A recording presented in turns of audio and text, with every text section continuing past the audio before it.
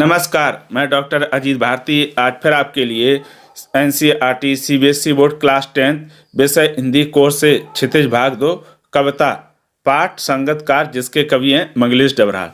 तो देखो ये जो पाठ है संगतकार ये किससे लिया गया है? कक्षा 10वीं के क्षितिज बुक से। क्षितिज बुक ये एनसीईआरटी की बुक है, ये सीबीएसई बोर्ड में चलती है, केंद्रीय विद्यालय नवोदय वगैरह में चलती है और जिन जिन बोर्ड में जैसे एमपी बोर्ड में भी ये चलती है।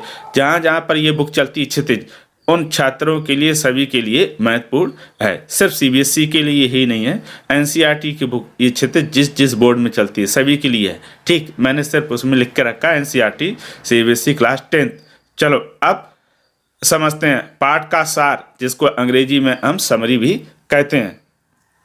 तो यहाँ पर सार छोटा ही मैंने रखा है, नहीं तो अक्सर मैं सार बड़ा रखता हूँ। तो अब आते हैं सार पर। तो पाठ का सार या समरी। पाठ संगतकार कविता का सार सारांश समरी इस प्रकार है। अगर कम शब्दों में कहें तो कवि ने इस कविता में क्या कहा है? वंचित सहायकों के महत्व पर प्रकाश डाला है। वंचित सहायकों के महत्व क्या होता है? देखो, जब कई लोग मिलकर गाते हैं यानी समूह में गीत गाते हैं या कव्वाली देखा होगा आपने, गाते हैं गाना गाते हैं, भजन गाते हैं, तो उसमें एक होता है मुख्य गायक जो गाता है और फिर कई उसके साथ बैठते हैं बजाने वाले भी और साथ में गाने वाले, जो साथ में और अन्य लोग गाने बैठते हैं वही कहलाते हैं संगतकार या साथी। ठीक, तो यहाँ पर कवि ने क्या किया कि देखो हमेशा जो मुख्य गायक होता है उसी पर प्रकाश डाला जाता है और उस पर ही ध्यान दिया जाता है, लेकिन जो साथ में बैठते हैं साथी वो पूरे समय उसका साथ देते, उस पर किसी का ध्यान नहीं गया।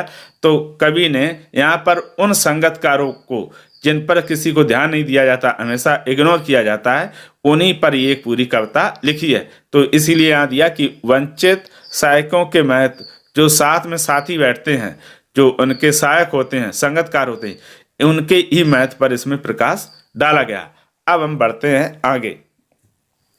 तो आगे फिर अब होता है अपने सच में समरी शुरू। तो कवि क्या कहते? कवि कहता है कि जब मुख्य गायक अपनी भारी भरकम आवाज में गाता है तो उसका साथी, जिसे संगतकार कहते हैं, वह अपनी कमजोर कांपती हुई आवाज में गाते हुए उसका साथ देता है।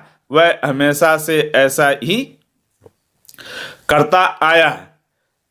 तो देखो कवि क्या कहते हैं कि जो मुख्य गायक होता है वो अपनी भारी भरकम तेज स्वर में क्या गाता है, साथ में एक और आवाज उसके साथ भी गाती हुई आती है। वो किसकी होती है? संगतकार की। अब उसकी आवाज कैसी होती है? कांपती हुई। तो क्या उसकी आवाज कांपती हुई स्वाभाविक होती है? नहीं, वो जानबूझकर थोड़ा धीमे कपकपाती आवाज में गाता है, जिससे उसके मुख्य गायक का महत्व कम ना पड़ जाए।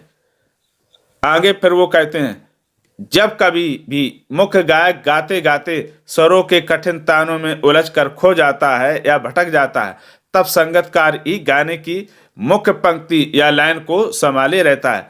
कभी कभी मुख्य गायक सरगम के स्वर को ऊंचा उठाने के कारण उसकी आवाज बिखरने लगती है, तब संगतकार उसका साथ देकर उसकी आवाज को संभालता है। वह उसके खोए विश्वास को वापस ले आता है, उसे फिर से गाने के लिए प्रेरणा देता है। देखो फिर उन्होंने क्या कहा है कि जब कभी गायक होता है वो कभी कभी ऊंचे स्वर में गाते हुए तेज गाते गाते क्या होता है, उन लाइनों में भटक जाता है या उलझ जाता है।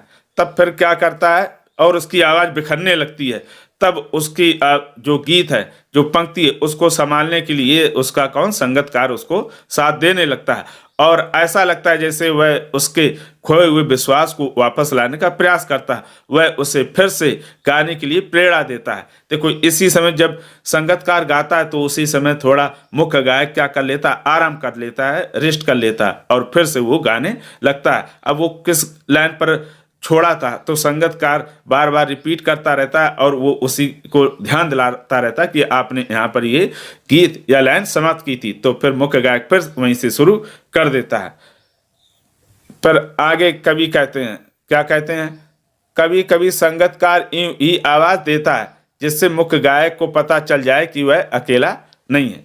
देखो कवि ने कहा कि कभी कभी ऐसा होता है कि संगीतकार ऐसे ही अनायास क्या करता है, बीच बीच में आवाज दे देता है, जिससे मुख्य गायक को ये अनुभव होता रहे कि वह अकेला नहीं है बल्कि उसका साथी उसके साथ बैठा है। कभी जब भी वो लाइन भूलेगा या उसको गाने में समस्या आएगी, बीच में रेस्ट करना होगा, थोड़ा रुकना होगा, सांस लेनी होगी, तो उस समय हमारा ये साथ में बैठा संगीतकार हमारे गीत को या लाइन या पंक्ति को संभाले रहेगा, तो उसे ये अनुभव कराता रहता है। आगे, संगीतकार हमेशा प्रयास करता है कि उसकी आवाज मुख्य गायक से अधिक अच्छी ना हो। उसकी इस कोशिश को असफलता नहीं माना जाना चाहिए बल्कि उसकी मनुष्यता समझना चाहिए। वह मुख्य गायक को आगे रखने के लिए त्याग करता है, इसी त्याग के कारण संगीतकार महान बन जाता है। अब देखो, इसको ऐसे समझ लो, कवि कहता कि संगीतकार प्रयास करता रहता है कि उसकी जो आवाज है मुख्य गायक से आवाज अच्छी ना रहे। देखो, ऐसा नहीं कि संगीतकार को आता नहीं, वो अच्छा गा लेता, लेकिन वह इसलिए जानबूझकर अच्छा नहीं गाता है। अगर वो अच्छा गाएगा तो उसके संगीतकार क्या होगा, उससे पिछड़ जाएगा, तो वो जानबूझकर इस तरह से गाता है कि हमेशा संगीतकार ही आगे रहे। तो इसे उसकी क्या समझना चाहिए, उसका त्याग समझना चाहिए। ऐसा नहीं कि वो असफल है, उसको गाना नहीं आता, वो भी सफल है, बशर्ते वो मुख्य गायक का साथ देने के लिए स्वयं त्याग करता है, यानी जानबूझकर अच्छा नहीं गाता है, कपकपी आवाज में गाता है। तो यहाँ पर वो क्या करता है, उसके लिए अपनी आवाज को, अपने जो उसकी प्रतिभा को, उसका त्याग करता है। इसी कारण कवि कहता है कि संगीतकार और मान बन जाता है, क्योंकि वह जो भी कर रहा है स्वयं स्वार्थ के लिए नहीं कर रहा बल्कि अपने साथी के लिए वो त्याग की भावना रखता है, उससे लगाव रखता है, उससे प्रेम रखता है। इसी के साथ ये आपका छोटा सा पाठ का सार समझ में ये समाप्त होता है। आशा करता हूँ कि आपको समझ में आ गया होगा। अगर उसके बाद भी आपको इसमें कोई डाउट हो, समस्या हो, तो कमेंट करके हमें अवश्य बताइएगा, और ये भी बताइएगा कि आपको समरी यानी ये पाठ समझ में आया कि नहीं आया।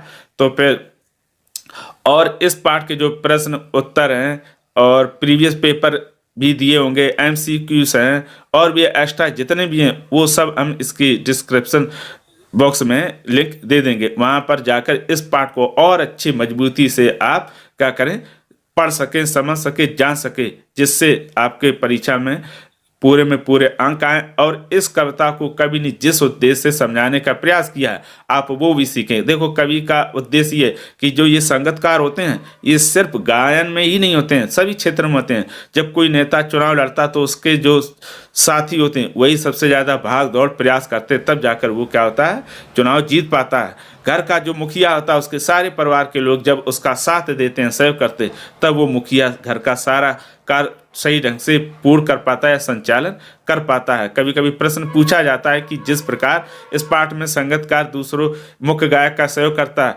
आप भी कोई दूसरा उदाहरण देकर समझाइए। तो आप अपने घर के मुखिया का उदाहरण दे सकते हैं, किसी नेता का उदाहरण दे सकते हैं, किसी घर बनाने वाले किसी मिस्त्री को, एक मिस्त्री होता है जो घर की चुनाई करता है, उसके साथ कई मजदूर लगे होते हैं। मजदूर वो मजदूर नहीं बल्कि उसके साथी संगीतकार ही होते हैं। इस तरह से बहुत सारे उदाहरण होंगे, वो भी आप ध्यान में रखिएगा, क्योंकि परीक्षा में कभी कभी इस तरह से प्रश्न पूछ देता। तो फिर आज के लिए इतना ही, अब हम फिर मिलेंगे किसी नए विषय के साथ, तब तक के लिए धन्यवाद।